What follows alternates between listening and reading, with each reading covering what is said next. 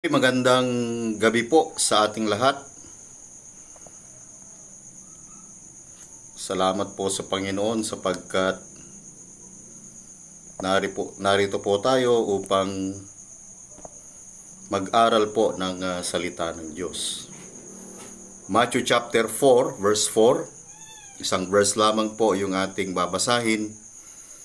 Sabi ng Biblia, but he answered and said, It is written, man shall not live by bread alone, but by every word that proceedeth out of the mouth of God.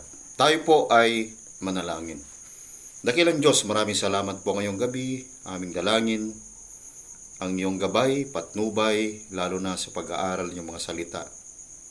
Bigyan niyo kami ng spiritual na pagkaunawa upang kami, Panginoong Diyos, ay ma-equip, Panginoong Diyos, sa mga spiritual na bagay na ito, at higit sa lahat ay mapalakas muli kami, Panginoon, sa pamamagitan ng magkatotohanan na siyang maipangaral sa aming mga puso. Pagpala niyo po ang bawat mga tagapakinig. Bigyan niyo po ako, Panginoon, ng malinaw na kaisipan sa pangangaral.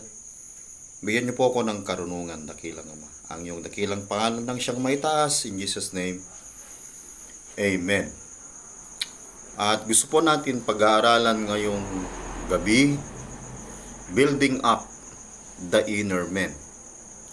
So sa pamamagitan po ng pag-aaral ng salita ng Diyos ay nabibuild up po natin yung tinatawag po nating spiritual life o yung ating inner man.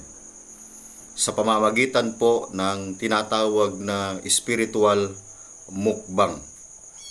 Yung salitang mukbang ay galing po ito sa salitang Korean na ang ibig sabihin ng muk ay muknion, meaning eating, and bangsong, yung word na bangsong, ay ibig sabihin po ay to broadcast o live broadcast.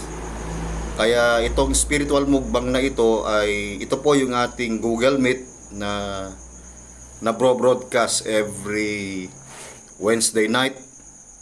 Kaya tinawag po natin itong spiritual mukbang. So dito ating makita sa pamamagitan ng ating spiritual mukbang ay napapalakas po tayo, napapatatag yung ating pananampalataya, at tayo po ay napapatibay sa pamamagitan ng salita ng Diyos. Kaya ang tao ay, it is more than a physical body.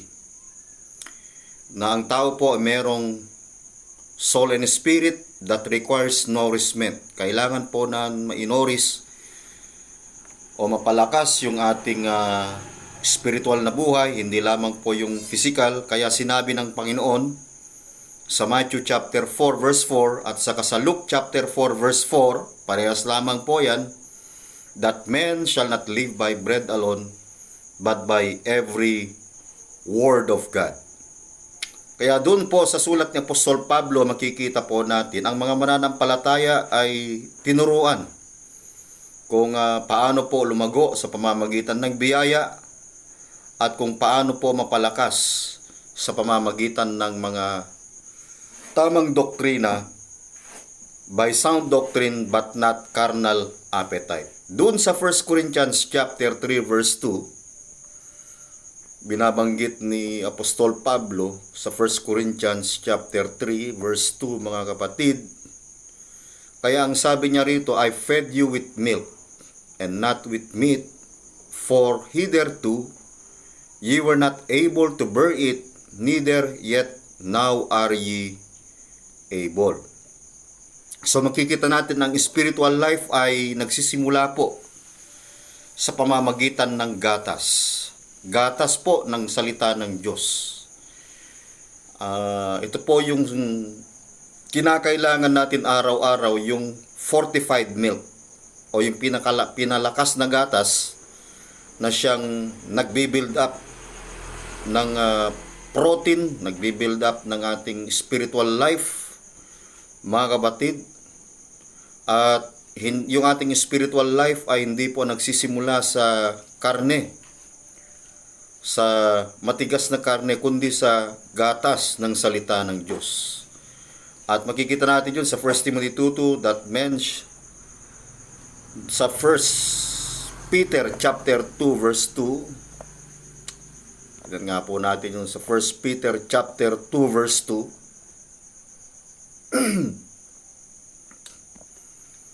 1 Peter chapter 2 verse 2, as a newborn babes desire the sincere milk of the word that ye may grow thereby. So makita natin yung halaga ng spiritual nourishment sa ating buhay bilang isang mananampalataya. So meron po siyang desire. Meron siyang naisin niya yung gatas ng salita ng Diyos, mga kapatid. Kaya dito po sa 1 Timothy chapter 4 verse 6, binabanggit rin ni Apostol Pablo kay Timoteo sa 1 Timothy chapter 4 verse 6, sabi po niya, if thou put in remembrance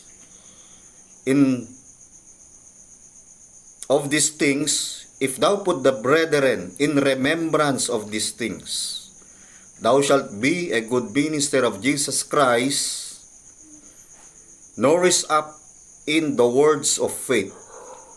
Na tayo ay dapat manoris. Dapat po tayo mapalakas sa pananampalataya ng salita ng pananampalataya and of good doctrine. So mahalaga po yung doktrina ng salita ng Diyos. Whereunto thou hast attained. At ito po yung mabuting aral, mabuting doktrina na sinusunod mo hanggang ngayon. So pinapaalala ni Apostol Pablo kay Timothy na hindi dapat baguhin yung mensahe ng salita ng Diyos na dapat natin sundin sa ngayon, mga kapatid, upang hindi po tayo maligaw sa mga maling aral at upang tayo ay mapanatili o maging manatili sa katotohanan. At problema, nakakalungkot, sadly many today feed their stomach more than their soul, prioritizing earthly desires over eternal truth. So paano po ba ma-build up yung ating inner man? Building up. Pag sinabi nating building, ito po ay on the process. Nasa conversion po siya. So number 1, building up the inner man. How to build up the inner man? Number 1, makikita po natin the priority of spiritual food. So ano ba itong spiritual food na ito? That man shall not live by bread alone. Hindi lamang po tinapay, kundi gatas din ng salita ng Diyos at saka po yung karne ng salita ng Diyos.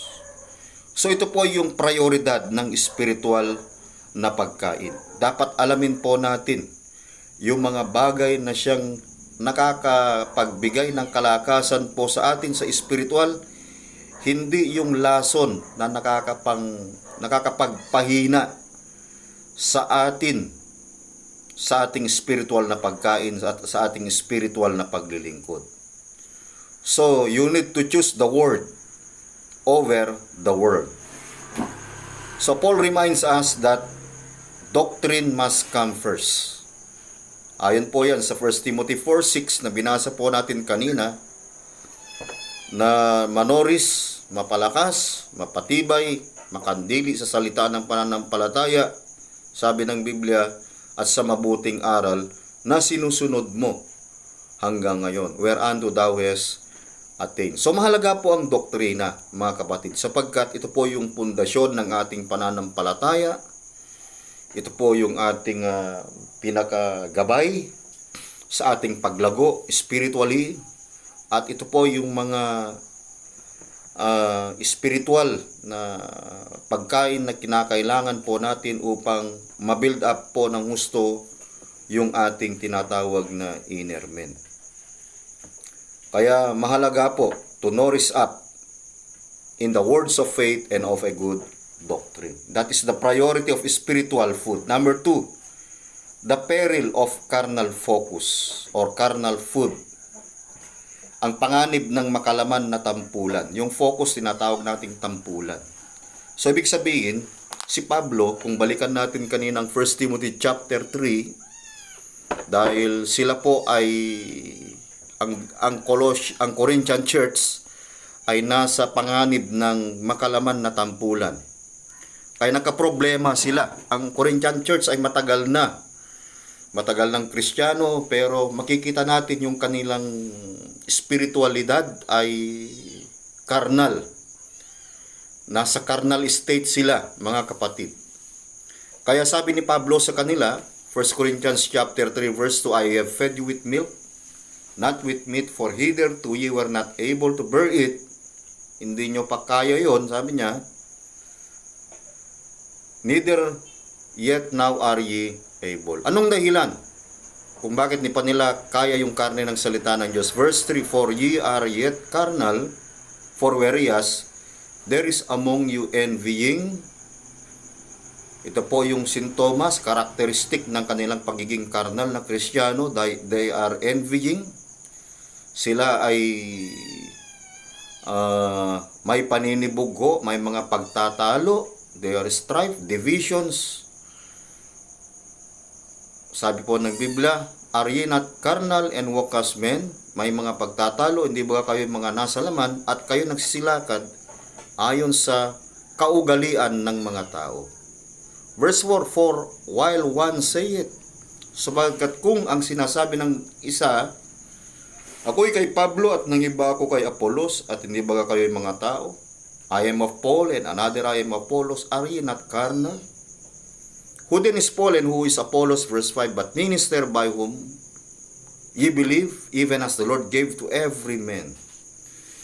So ito po yung panganib ng makalaman na tampulan, dahil ito po ay nagiging hadlang sa kanilang paglago, yung kanilang karnalidad, na ating makita na may mga paninibugho, pagtatalo-talo, at may mga division na nangyayari. Kaya yung kanilang paglago, mga kapatid, ay nahadlangan. Kaya mahalaga po sa atin na malaman yung mga panganib na ito na magiging hadlang sa ating paglago bilang isang mananampalataya, na dapat po natin iwaksi ang ganitong hindi karapat-dapat na mga pag-uugali. Ano po? That is the peril of carnal focus. Kaya ang gawin po natin, mga kapatid, we must to commit to daily Bible reading. Patapos na naman po ang taon. Alam ko po na yung iba, mayroong mga Bible reading. Nung kami nasa college, Bible college, talaga we are trained to read our Bible from Genesis to Revelation. At makikita po natin na dapat nitong taon ay nabasa na natin yung salita ng Diyos. So ako po personally, sa buong buhay ko, 3 times ko pa lang nabasa ang Bible from cover to cover. Na-remind po ako kanina sapagkat gusto ko po ulitin from Genesis to Revelation until matapos na naman po yung taon na ito. Kaya dapat po na i-commit po natin o ilaan natin yung ating buhay sa araw-araw na pag-aaral o pagbabasa ng salita ng Diyos, sapagkat napakahalaga po ito, mga kapatid, para ma-overcome natin yung mga karnalidad ng laman na ito.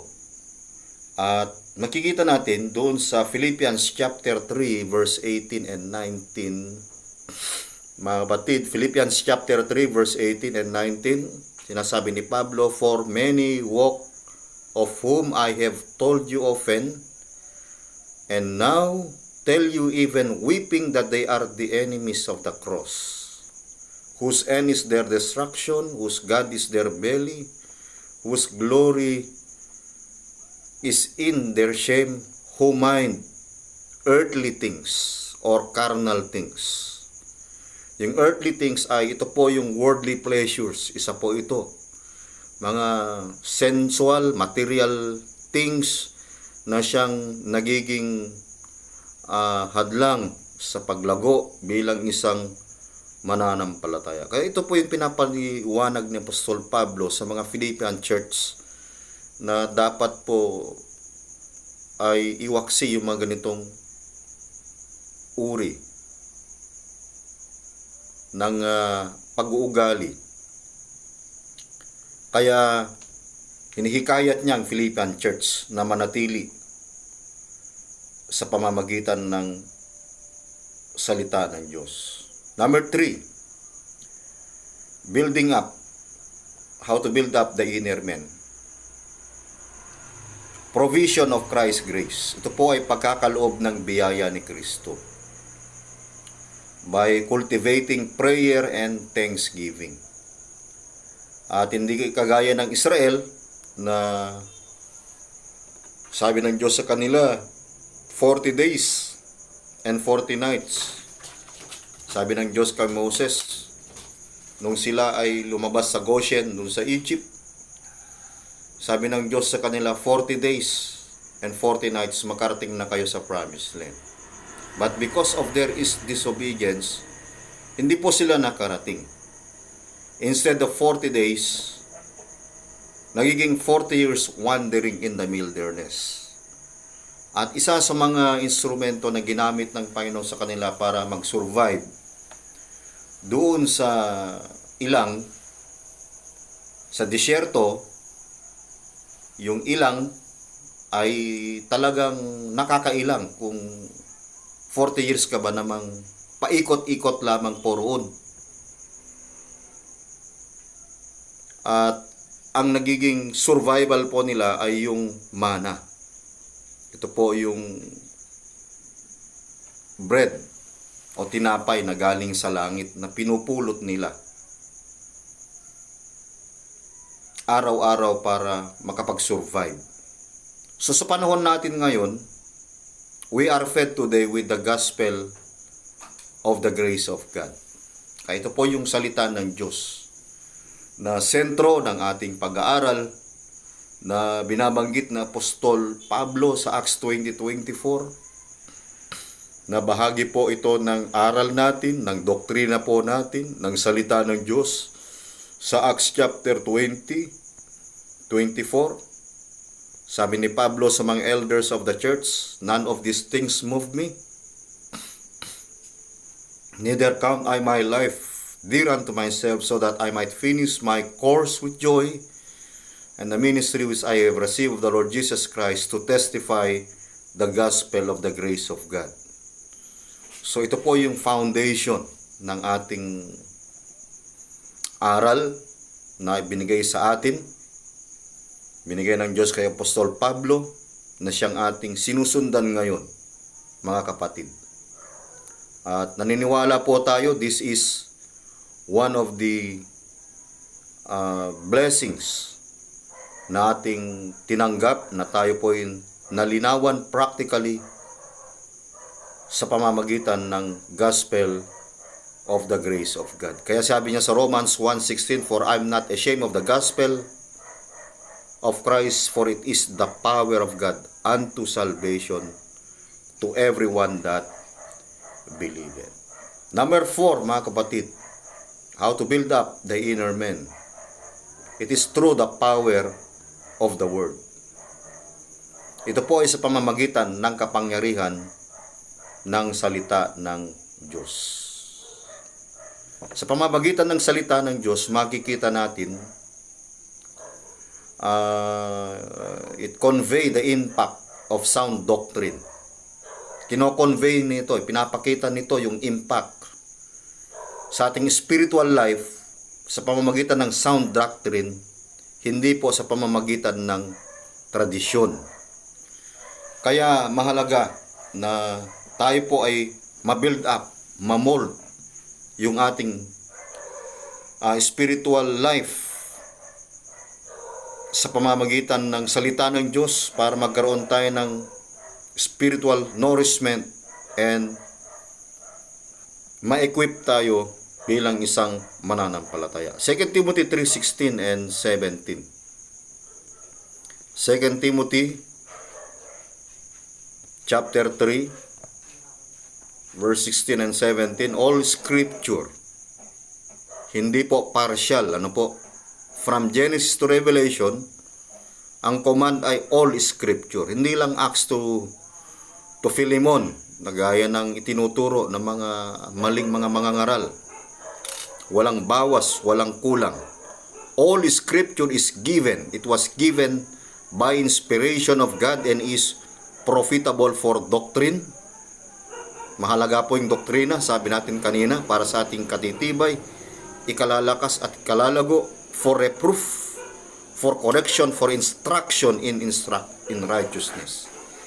Kaya ang salita ng Diyos, it is our doctrine, it is for correction, it is for reproof, it is for instruction in righteousness.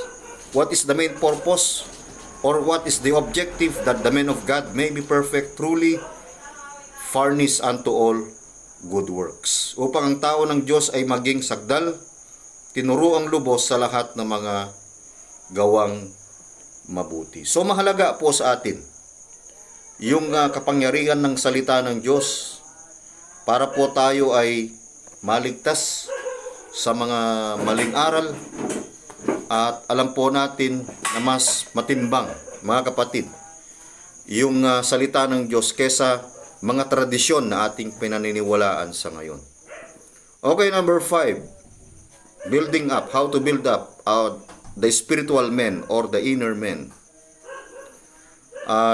Makikita po natin dito, una, kanina, yung priority of spiritual food. Pangalawa, the peril of carnal focus. Number 3, provision of Christ's grace. Number 4, the power of the word. Number 5, the pattern of Paul's teaching. Yung halimbawa o huwaran ng pagtuturo ni Pablo. Sabi ni Pablo, follow me as I follow Christ. So ano ibig sabihin? We must to continue in fellowship with believers. Mahalaga po kasi na tayo magpatuloy sa pakikisalamuha sa mga mananampalataya. Kaya ang isa sa mga halimbawa na ibinigay sa atin ng pagpapatuloy sa gawain ay si Apostol Pablo at ang buhay ng ating Panginoon. So si Pablo ay kanyang pinapakain ang mga mananampalataya, mga santo ng Panginoon sa pamamagitan ng doktrina ng salita ng Diyos, at nagsimula ito from milk to meat. Nagsimula mula gatas hanggang karne. At nakita natin kanina yung 1 Corinthians 3:2, I have fed you with milk and not with meat, sabi niya. Sa Hebrews chapter 5 verse 12 to 14, ito naman po yung karne ng salita ng Diyos. Hebrews chapter 5 verse 12 hanggang verse 14. For when for the time ye ought to be teachers, ye have need that one teach you again, which be the first principles of the oracles of God, are become such have need of milk, and not of strong meat. Verse 13, for everyone that useth milk is unskillful in the word of righteousness, for he is a babe. Kita natin yung proseso, verse 14. But strong meat belongeth to them that are full of age, even those who by reason of use have their senses exercise. Ma-exercise daw yung ating senses to discern both good and evil. Merong 5 sense ang tao. Common sense, ano yung isa? Sense of hearing, tasting, feeling, budding. Ano pa yung isa? Sense of touch, sense of smelling. May dinagdag, common sense at saka nonsense. Kaya sabi ng Bible, use their senses exercise to discern both good and evil. Yung iba, Hindi nila na-exercise yung kanilang senses para ma-discern yung good and evil dahil hindi ginagamit yung common sense. Ang madalas ginagamit, nonsense. Kaya ibig sabihin, hindi tayo dapat spiritually stagnant sa ating spiritual life. Hindi lang gatas. Dapat mag-expand yung ating pagkaunawa sa salita ng Diyos. Dapat lumago. Kaya nga sabi ni Pablo, growing in grace. Naalala ko po yung team natin noon, in Elder Manny, dyan sa Ilocos, grow in grace. Ang pinirits ko po ron, the grace of growing. Kaya ito na po, mga kapatid, there is grace of growing. Dahil lumalago, na-empower siya, na-equip siya, na-edified po siya, mga kapatid. Kaya mahalaga po na magpatuloy tayo in fellowship with other believers. Okay, number 6, building up the spiritual men. Not only the pattern of 4, number 6, perseverance in prayer. Pagpupunyagi sa panalangin. Kaya yung pag-aaral ng salita ng Diyos, samahan din po ng panalangin. Humihingi tayo ng wisdom, knowledge, understanding. Humihingi tayo ng karunungan para maipangaral ng tama yung salita ng Diyos. Bigyan tayo ng tamang unawa. Kaya yung pagpupunyagi sa panalangin po ay mahalaga. Yung pagpapatuloy sa panalangin po ay mahalaga. Kaya meron po tayong objective, mga kapatid, sa panalangin. Pag sinabi mong perseverance, ibig sabihin, makikita natin yung concept of striving. What is the purpose of perseverance in prayer? To confront carnal appetite. Kasi madalas araw-araw yung mga tukso, yung mga troubles, yung mga trials, kumakatok po yan sa buhay po natin araw-araw. Laging nire-remind ng carnal na kaisipan natin, yung mga carnal appetite natin, yung mga bagay na ito na nakakatisod, ang hirap talagang i-overcome yung mga bagay na ito. Alam ko po na marami sa mga Kristiyano, hindi lamang mga pastor ang nagsasuffer, kundi lahat po ng mga kapatiran. Yung mga carnal appetite yan tulad ng lust, gluttony, and other bodily appetite. It implies a focus on worldly or material pleasure, mga kapatid. Kaya yung prayer mahalaga. Why? Because prayer keeps the soul connected to the source of strength, not just asking for bread. Kaya hindi lamang po tayo humihingi ng tinapay ng salita ng Diyos araw-araw, kundi yung panalangin ay source of strength natin, sapagkat ito po yung spiritual connection natin sa Diyos para tayo ay mag-recharge sa pamamagitan ng panalangin. Perseverance in prayer. Number 7, building up the inner man. Purity in living. Kabanalan sa pamumuhay. Mahalaga po ito yung ating testimony. We are the living testimony of God.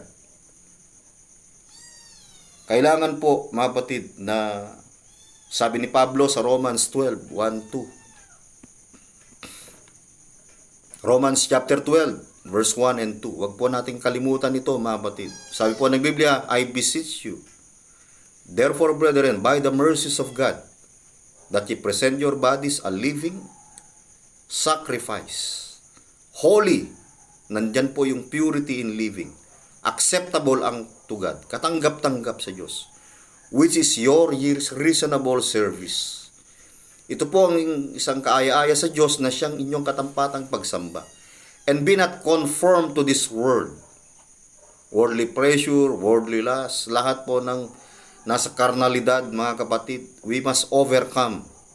But be ye transformed by the renewing of your mind.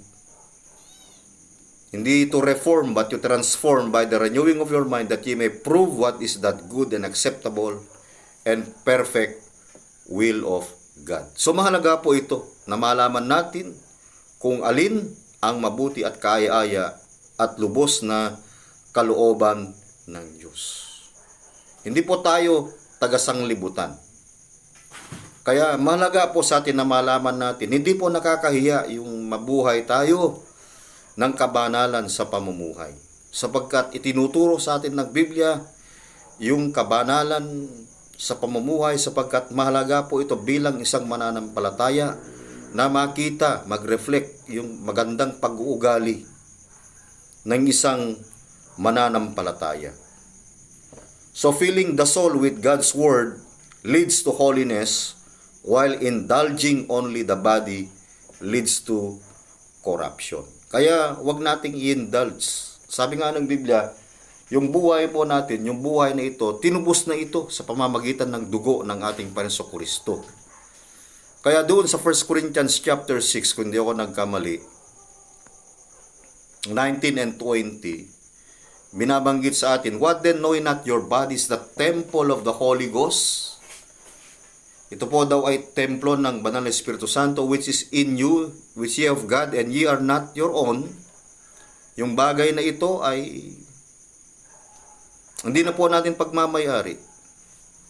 Ye are not your own, for ye are bought with a price. Therefore glorify God in your body and in your spirit, which are God's. Galatians 5:1. Ito po isa sa mga nadagdag na mga verses. Actually, hindi po ito kasama sa ating outline. Galatians chapter 5 verse 1. Stand fast therefore in the liberty wherewith Christ hath made us free, and be not entangled again with the yoke of bondage. Sa kalayaan ay pinalaya tayo ni Kristo.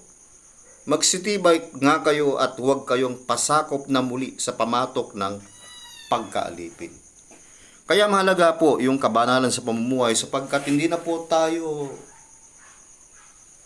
bahagi o pamatok ng pagkaalipin. We are not to be entangled again with the yoke of bondage. Kaya ang isang Kristiyano, living by struggles po talaga yan. Spiritual battle na dapat po natin ma-overcome araw-araw.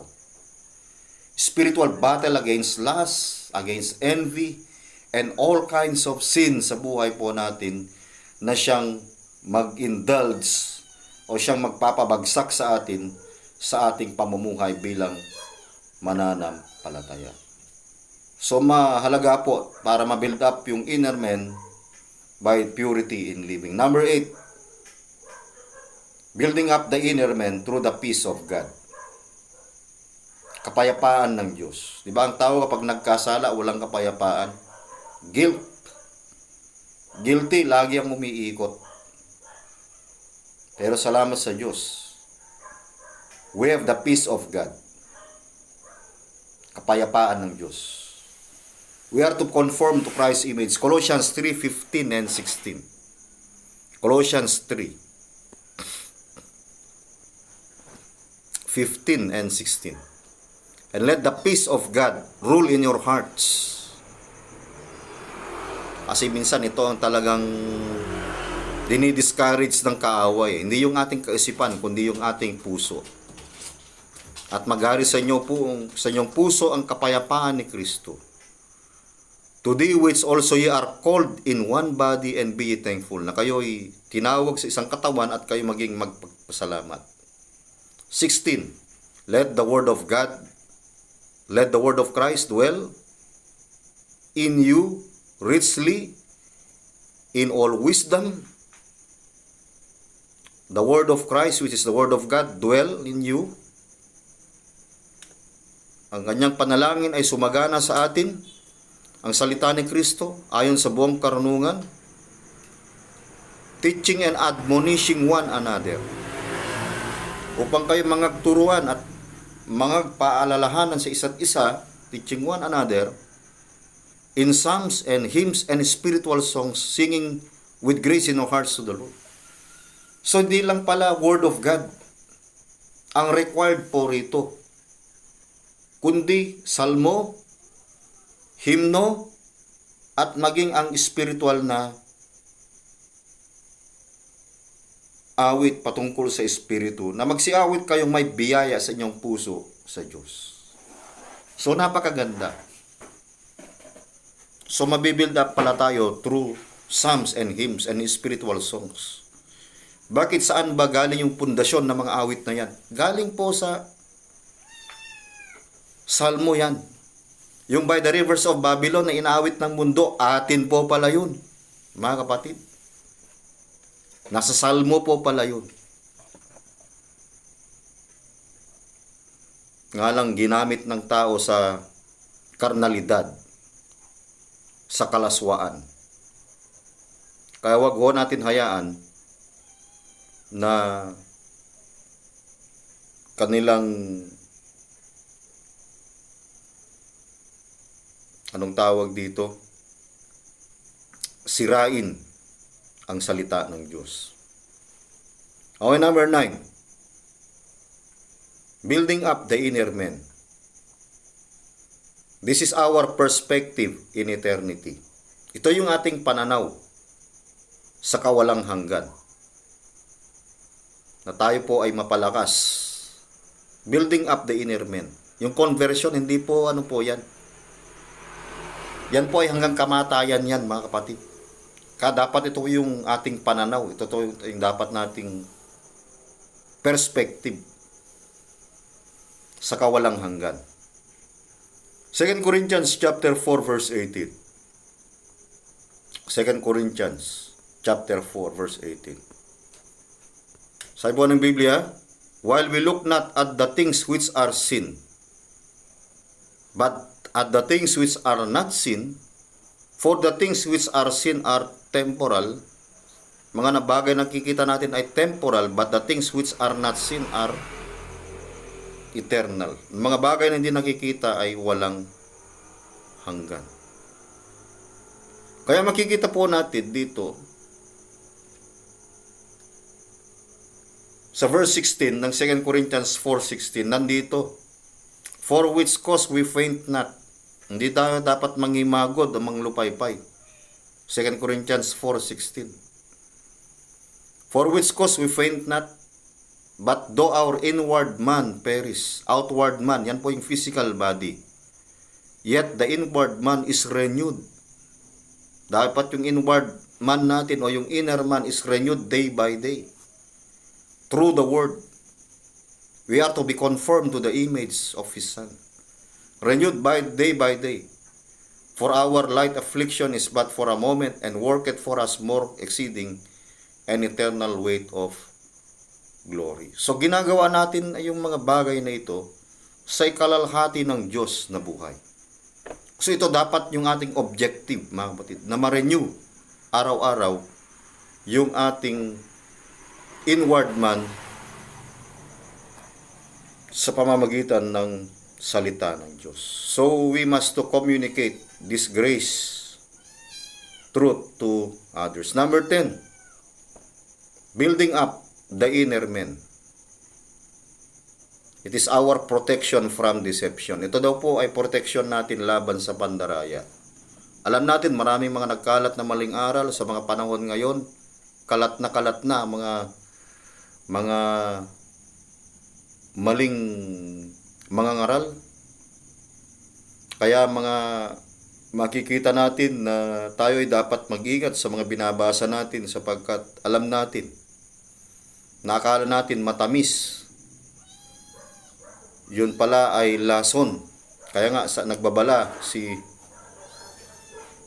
Solomon sa kanyang sulat doon sa Proverbs, there is a way that seemeth right unto men, but the end thereof are the ways of death.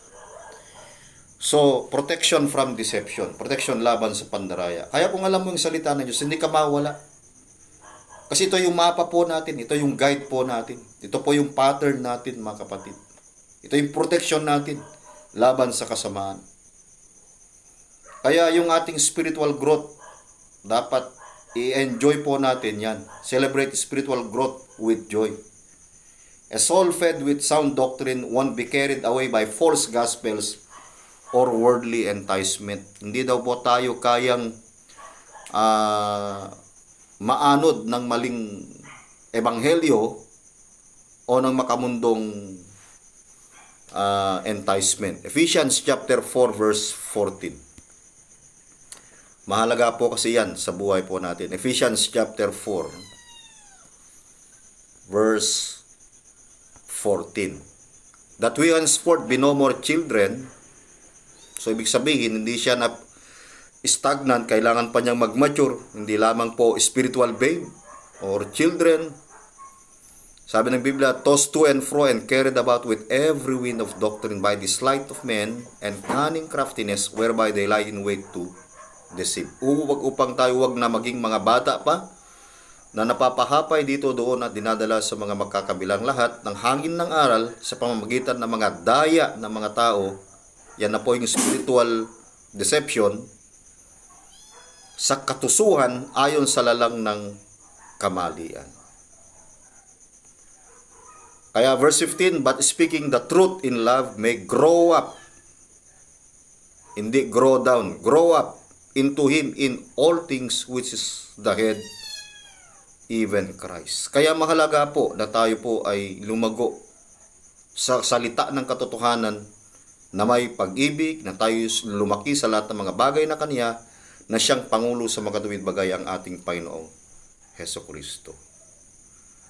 So habang tayo nabibuild up sa mga doctrines, sa mga spiritual, sa ating mga statement of the faith natin, lahat ng mga kinakailangan sa ating spiritual life ay malalabanan natin yung mga daya ng sanlibutan na ito. Number 11, preparation, building up for the inner man.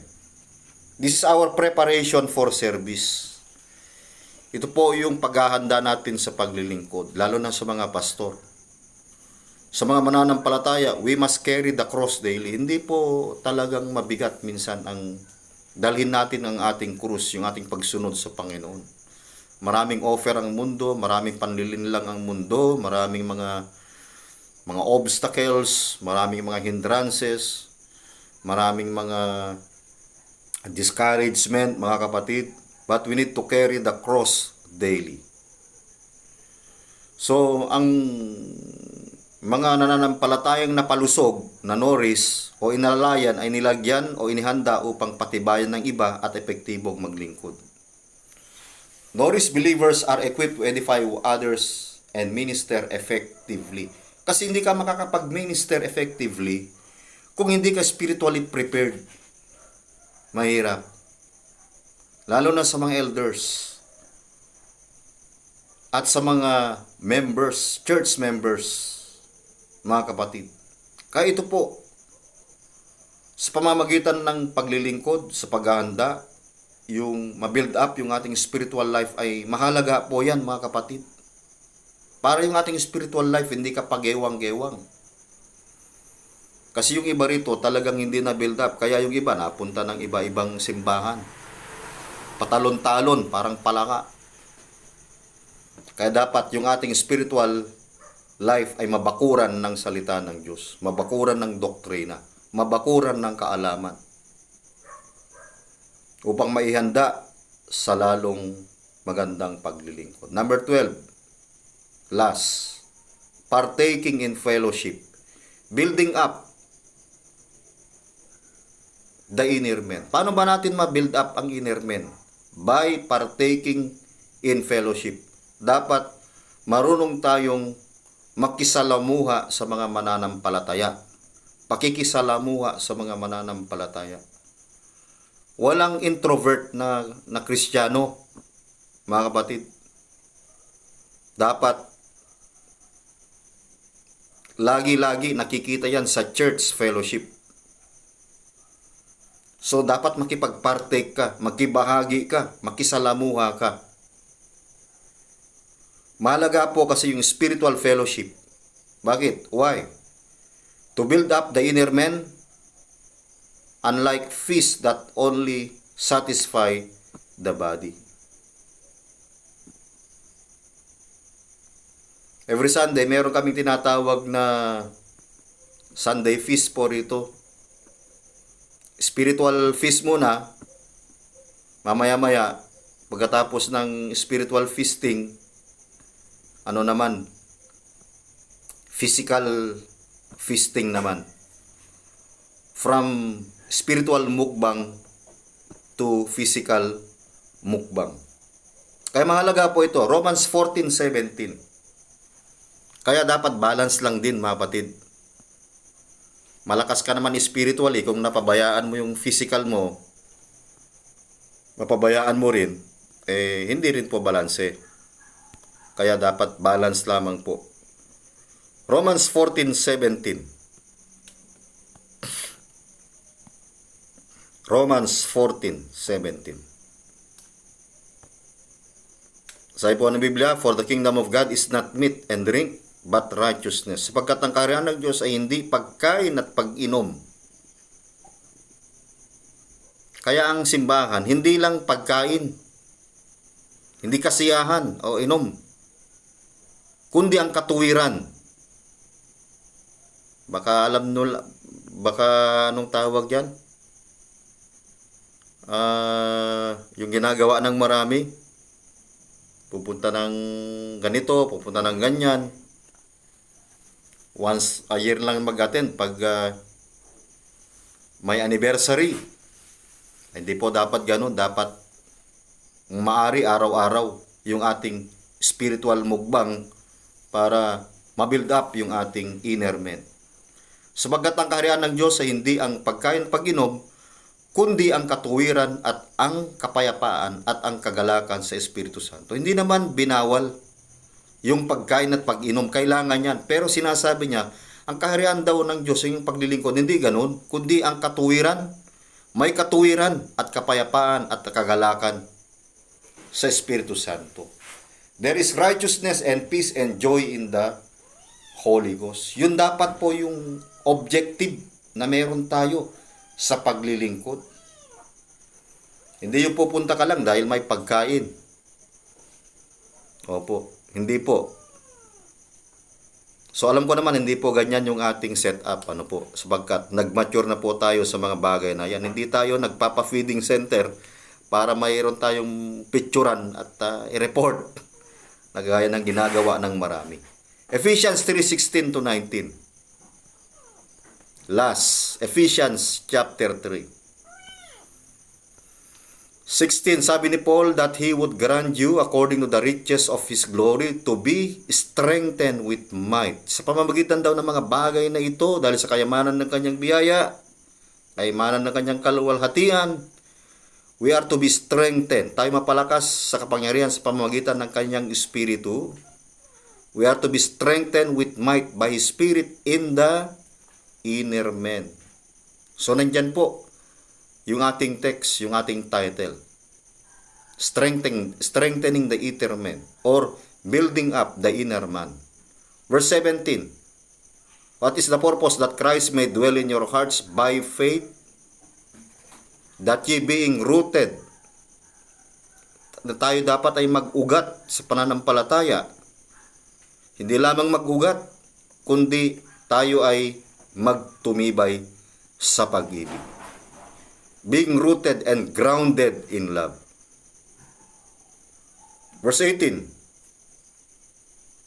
may be able to comprehend, upang tayo ay lumakas, upang matalastas po natin, makomprehend natin, matalastas natin, maunawaan natin, pati ang lahat ng mga banal, kung ano ang luwang at haba at taas at lalim. With all saints, that is the breadth and length and depth and height. Verse 19, and to know the love of Christ, which passeth knowledge, that ye might be filled with all the fullness of God. Kaya ito po yung advantage ng pakikisalamuha sa mga mananampalataya. Yung makipag-fellowship ka, upang lumago ka, lumakas ka, mapatibay ka, mamunga ka, and you will become a blessing to others. Kaya mahalaga na malaman natin yung bagay na ito. So building up the inner man, number 1, priority of spiritual food, kailangan po natin yan. Pangalawa, peril of carnal focus. Number 3, provision of Christ's grace. Number 4, power of the word. Number 5, pattern of Paul's teaching. Number 6, perseverance in prayer. Number 7, purity in living. Number 8, peace of God. Number 9, perspective of eternity. Number 10, protection from deception. And then 11, preparation for service. And number 12, partaking in fellowship. Kaya nawa po, maraming mga iglesia, many churches feed people's stomach with programs and socials but starve them of sound doctrine. So as we close, being a primitive Baptist, we know our nourishment is found in the scriptures alone, not in tradition, where God reveals the truth for this present age. Magandang gabi po, nawa pinagpala tayo ng Panginoon.